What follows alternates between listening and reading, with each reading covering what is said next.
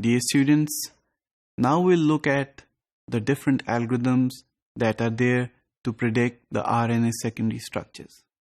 We need to compare them so as to find out their strengths and be able to combine them in a more meaningful way. As you know, the RNA sequences are called the primary or the 1' structures. The secondary or the 2' structures contain hairpin loops, bulges, etc. And the 3' or the tertiary structures, they are formed as a result of the 2' structures coming together.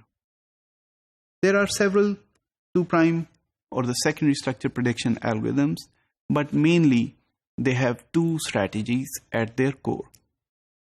The first one is the energy-based methods. So the energy-based methods, they try to minimize the energy of the resultant structure that is formed after the 1' or the RNA sequence, it folds onto itself. The second type of algorithms, they rely upon maximizing the coupling of the nucleotides. So we have looked at Zucker's algorithm. So Zucker's algorithm is a very important algorithm that is there, and it looks at the minimization of energy in the secondary structure. So its updated version in its current form, that is also available online as the Zucker's M-fold, also includes the phylogenetic information. So in this way, the algorithm is expanding and taking in more information. However, at its core lies the principle of minimizing the energy of the resultant 2' structure.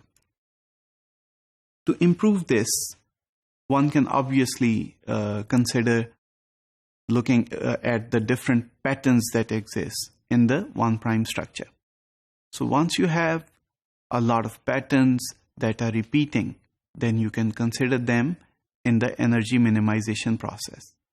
Essentially, that would mean that RNA sequence that has a lower folding energy but a lower presence in the structural databases, the RNA structural databases, would not be favored. Hence, the prediction can be improved. Moreover, the Zucker's algorithm relies on the fact that there should be no pseudoknots. But that's a big assumption. So you have to somehow consider how to modify Zucker's algorithm by considering the pseudoknots as well. More so, not just the nucleotides, even the secondary structures such as the hairpin loops, bulges, stems, and so on and so forth, they are repeated in the RNA structures. They are repeated in nature. So if we can factor that in during the prediction of the 2' algorithm, then it will be also very useful. Now let's take a look at the nucleotide stacking algorithms. The approach that we have looked at is the Nusinov-Jacobson algorithm, or simply the NJ algorithm. So it's a dynamic programming approach, and it tries to maximize the coupling of the nucleotides. Of course, you have the traceback strategy that is used to extract the structure from the entire matrix. The improvement for this algorithm can come from the first and the most important scoring scheme.